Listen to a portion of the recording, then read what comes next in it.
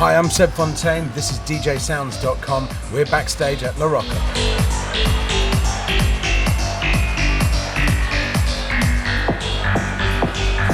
Life with Seb Fontaine today is, as you said, I've been, kind of quite busy. I was on tour. I was doing with Beyonce, Black Eyed Peas, and doing some slightly different stuff, some crazy stuff. I've kind of been doing a lot of the stuff, all the Formula One parties, and of course, nightclubs, which I love, which is my all-time love.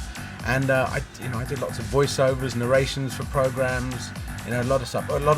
At the moment, I'm doing lots of voiceovers for sports programs. I do a lot of football and stuff like that. So I love my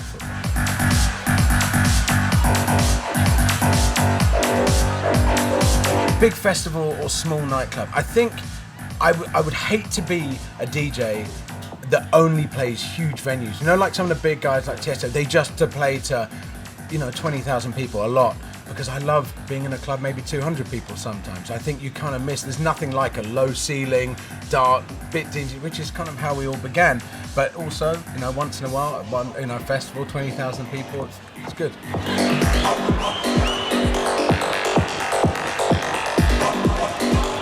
Best gig ever. I always love Pacha, Buenos Aires. It's one of my favorite clubs in the world. I've played some amazing places. I played in Hong Kong when it changed from English to Chinese and the tanks are rolling in and everyone's partying. It's very weird. I've done some really crazy stuff. I don't know whether I have a best gig ever. I've done so many nice things that it'd be bad to pick one place out. But I think Pacha, Buenos Aires is one of the clubs that I just always look forward to going back to. Music's gone very underground a little bit at the moment. I think if I had one problem with music at the moment, I think it happens too quickly. It goes on Beatport, it's gone like 2-3 weeks. It happens so quick. In the old days you'd get the test presses, maybe 10, and then some white labels, and then they would drip some to the shops like a pre-release, then the release. So a record was around for like 4 or 5 months. This was a nice progression for the music to progress. Some labels now, some of the bigger labels, they don't even want to send DJs promos. They'll only give some DJs promos the day it comes out on Beatport because they're so worried about downloads and stealing and stuff. And I think that's a bit of a shame because all of a sudden everyone has the records the same day. And it's nice by which point I think people now are starting to do their own bootlegs and cut-ups, and because that's the only way that your records will be different to the guy who's playing after you or before you.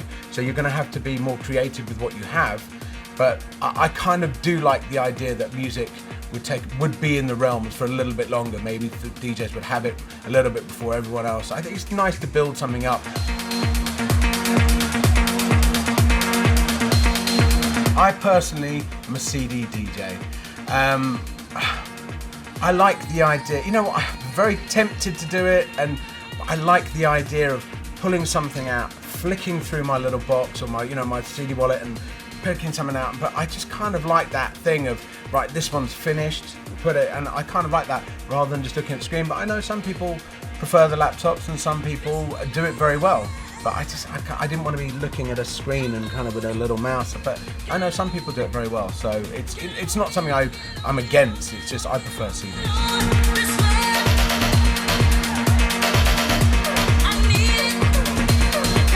My dream DJ booth.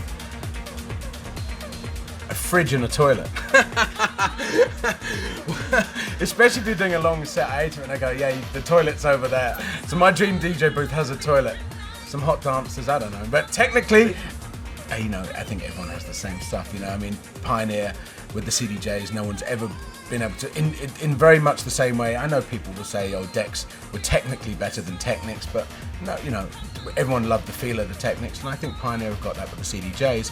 And so it's nice to have an industry standard. It's a good thing to have a constant.